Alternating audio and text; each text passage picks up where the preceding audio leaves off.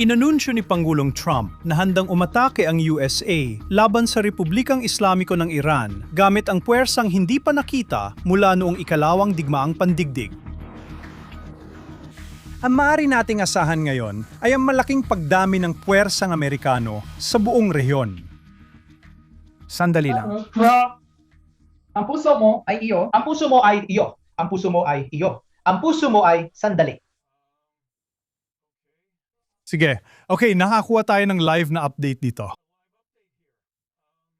Inanunsyo ni Pangulong Trump na ipagpapaliban ito sa kahilingan ng Iran at iba pang bansa sa gitnang silangan. Mukhang binibigyan ni Trump ng isa pang pagkakataon ang mga Iranian at umaasa rin siya na. Sige, pasensya na, nabisuhan na tayo. May panibagong update na tayo natanggap. Sige. Inanunsyo lang ni Pangulong Trump ng Estados Unidos na pinag-iisipan na niya ngayon ang isang malawakang pag-atake na mas malaki kaysa dati. Inabisuhan ng mga embahada ng US ang mga mamamayan ng Estados Unidos sa buong gitnang silangan na manatili sa kanilang tahanan. Okay. Sandali lang. Sige, ganito. Kakapasok lang ng balita, ayon kay Pangulong Donald Trump ng Estados Unidos, tila humiling na ang Pakistan at Qatar. Pinipipilan ng Estados Unidos ang pag-atake laban sa bansang Iran hanggang sa makabuo ng nagkakaisang panukala ang kanilang mga lider at kinatawan. At ganyan ang mangyayari. O akala ko lang. Sandali, grabe naman, Charlie Brown. Hindi. Ang ibig kong sabihin, Donald, seryoso. Ginoong Pangulo, kailangan ko pa bang ipaalala ang klasikong eksena at sikat na linya ni Eli Wallach? Kung kailangan mong bumaril ka. Huwag magsalita. Alam ko na baka medyo pinalabis ko lamang sitwasyon based sa mga naranasan natin nitong nakaraang linggo, ilang linggo o buwan kasama si Trump. Pero patas ang paglalarawan nito sa mga nangyayari. Kilala ni Trump ang media kung paano nila ginagawa ang lahat para hubugin ang pananaw natin sa mga pangyayari at sa realidad. Eksperto siya sa pagmamanipula ng media at sa paggawa ng kwento na kadalasan ay hindi tumutugma sa nais nilang ipaniwala sa atin. Mula sa mga malalaking kaganapan na may makasaysayang kahalagahan hanggang sa pagsisi sa mga Hudyo para sa halos lahat ng bagay.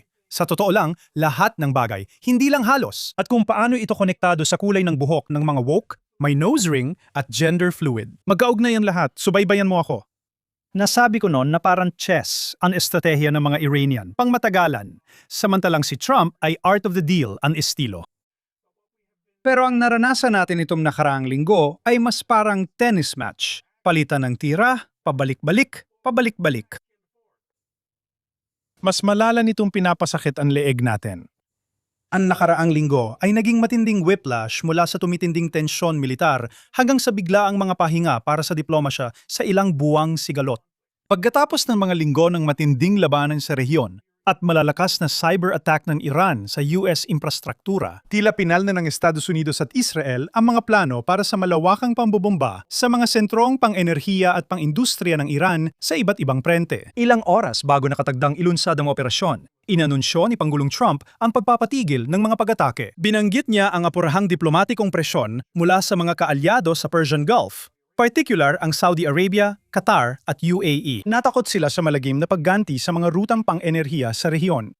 Sinabi ni Trump na umatras siya matapos kumbinsihin ang mga regional na aktor na malapit na ang isang mahalagang pag-usad. Binanggit niyang muling magsisimula ang negosasyon para pahupain ang digmaan at pagtibayin ang kasunduan para buwagin ang nuclear program ng Iran. At tahasan niyang binalaan na ang Washington ang may hawak ng lahat ng baraha at ang paparating na round na ito ang huling-huling pagkakataon ng Tehran para pumirma sa isang pinal at may bisang kasunduan. Walang ipinakitang intensyon ang mga puwersang pinamumunuan ng Iran na umatras at agad silang nagsimula ng panibagong mga pag-atake. Pero seryoso, habang umaayon sa plano at inaasahan ang mga pangyayari, walang duda na may mali sa paraan ng paghawak ng US sa sitwasyon.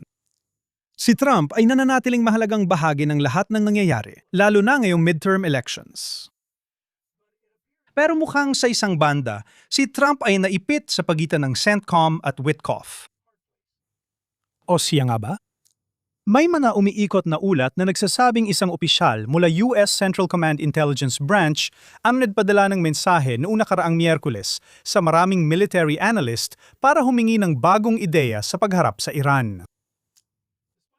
Kahit may ganitong ulat sa Israeli media, magugulat ako kung kailangan pa ng US military mag-email para lang humingi ng ideya. Kung nagtatanong sila, bakit hindi na lang kayo mag-enjoy sa amoy ng napalm tuwing umaga? Napakadaling madala ng kawalan ng pasensya ng media. Kaya tigilan na natin. Huminga ng malalim, tandaan, may panahon para sa lahat ng bagay at oras para sa bawat bagay sa ilalim ng langit. Pinapayagan ni Trump sina Kushner at Witkoff na gawin ang kani-kanilang diskarte. Iginigiit pa rin nilang isaalang-alang ang alok ng Pakistan at Qatar, na layunin lang ay bigyan ng palugit ang mga taga-Iran. Mukhang ayaw ng mga Saudi, Turko at iba pang bansa sa Islamic Crescent na matalo ang Iran. Gusto lang nila itong mapasunod. Ang sining ng pakikipagkasundo ay pagpapaniwala sa kalaban na nakuha nila ang gusto nila habang papalapit si Trump sa kanyang layunin. Inalis ang kontrol ng Iran sa Strait of Hormuz para hindi nito maapektuhan ang ekonomiya ng mundo. Ang kawalan ng pasensya ng media ay tumutulong dito na nagpapalakas sa kumpiyansa ng Iran na may kalamangan sila. Ang totoo, hindi ito pag-atras ng Amerika, kundi isang estratehikong bitag. Alam ng Iran ang bitag, kaya patuloy silang nagpapaliban at nagdadahilan. Hindi maiiwasan ang matinding labanan ng militar, ngunit mangyayari lang ito kapag naglatagan ng Estados Unidos at Israel ng pinalna. Hindi mapag-uusapang ultimatum na nag-aatas ng tuluyang pagbuwag ng nuclear program ng Iran, na tiyak na tatanggihan ng Tehran. Sa pamamagitan ng pagpapaliban ng pag-atake hanggang sa ultimatum na ito, sinisiguro ng Washington na ilurunsad lamang nito ang huling dagok matapos makuha ang ganap na internasyonal na lehitimasyon at malinis ang kipot ng Hormuz, at ilalagay ang kanilang mga puwersang pandagat sa nanghingibabaw na posisyon para agad na mapigilan ang anumang ganti ng Iran. Maaring mangyari ito bago ang eleksyon sa Israel at midterms sa US. Magiging napakatindi nito at posibleng hindi ito magkakaroon ng negatibong epekto sa alinman sa dalawa, baka kabaligtaran pa. Samantala, ito ang dahilan kung bakit napipigil ang Israel kahit paano laban sa parehong Hezbollah at Hamas. Ayaw naming bigyan ng dahilan ng mga Iranian para ilihis ang atensyon ng mundo mula sa tunay na target, sila mismo. Huwag kayong magkamali, mahirap para sa amin ang ganitong tactical na pagpipigil. Ayon sa aming inaasahan, nagaganap ang ikapitong round ng pag-uusap sa pagitan ng Israel at Lebanon na ipinapakita ng iba bilang solusyon sa sitwasyon. Hindi naman nagdi-disarm ang Hezbollah, ginagamit lang nilang sitwasyon para sa sarili nilang kapakinabangan. Literal na nagpapalit lang sila ng damit. Pinalitan lang ang kanilang mga military truck ng mga humanitarian van na may markang Islamic Health Organization at palihim na ipinupuslit ang kanilang mga kagamitan ng hindi napapansin. Diretso nang dumadaan ng mga kagamitan mula Iran sa Al-Tanf Crossing sa hangganan ng Iraq at Syria ayon sa ulat ng Israel Channel 14 ngayong linggo. Nilalagyan nila ng mga advanced drone, mga warhead ng rocket at mga fiber optic network ang mga civilian fuel truck saka dinadala at pinapasok sa Timog, Lebanon. Samantala, ang Lebanese army na paulit-ulit na iginigiit ng kanluran na parang mahihimala raw na magpupulis sa rehiyon ay tuluyang natigilan sa takot. Tumatanggi ang mga sundalong Lebanese na pumasok sa kuta ng Hezbollah dahil alam nilang nakabitan ng mga bitag na pampasabog ang mga pinto. Kaya nagpipigil ang Israel para tuluyan magsara ang mas maluwak na bitag laban sa Iran, laban sa Tehran. Huwag nating romantisahin ang pagkaantala. Dumarating ang kanluran na may panulat, umaasang makipag-negosasyon para sa tigil putukan. Dumarating ang kalabang terorista gamit ang panlilinlang, truck ng gasolina, at drones para sa susunod na yugto ng digmaan. Alam natin kung saan ito hahantong at kung sino ang sisisihin sa huli. Walang pinagkaiba ang sitwasyon ngayon sa Gaza. Nagbabanta ang Hamas na tuluyang talikuran ang mga nabubuong pagkakaunawaan. Ayon sa kanila, ang tuloy-tuloy na airstrikes ng Israel ang humahadlang sa pag-usad. Ngayon, bigla na lang silang pabor sa pag-usad. Ang espesyal naman. Ginagamit ng Hamas ang negosasyon bilang panangga para pilitin ang pansamantalang tigil militar. Hindi ito kasama sa orihinal na 20 puntong kasunduan. Gusto nilang ipatigil ng Israel ang targeted eliminations para makabawi ng lakas. Ganito rin ang katang-isip na nangyayari sa hilagang prente na kinasasangkutan ng Hezbollah.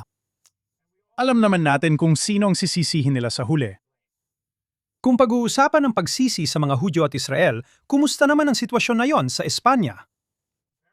Malaking panalo para sa Israel ngayong linggo dahil nagtagumpay ang pansisikap nating mapuno ng refugee ang Espanya. Hindi pagpupuno ng refugee ang punto, kundi paraan lang. Ang tunay nating layunin ay maisangkot ang mga otoridad ng Espanya sa paggawa ng mga krimen sa digmaan laban sa mga walang kalaban-labang sibilyan. Sino na ngayon ang mapaparatangan ni Sanchez?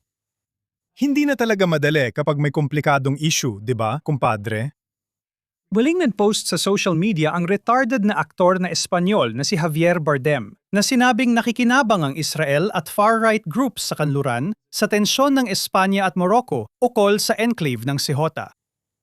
May post na nagsabing hindi pa tiyak kung sino ang nagpasimula ng krisis sa hangganan ng Morocco at hilagang Afrikanong enklabe. Ayon sa kanya, nakikinabang ang Israel at far-right sa kanluran sa mahina at di matatag na Espanya at syempre pinadadali ito ng mga Hudyo. Naglabas na naman ng artikulo ang tagapagsalita ng outlet ng Muslim Brotherhood na nagpupundo sa terorismo na nagdidiin sa Israel. Pinarurusahan ba ang Espanya? Siguro binayaran natin ang illegal na empleyado, mga imigrante, tig 7,000 shekel bawat isa. Malaki ang nagawa nila para sa Israel.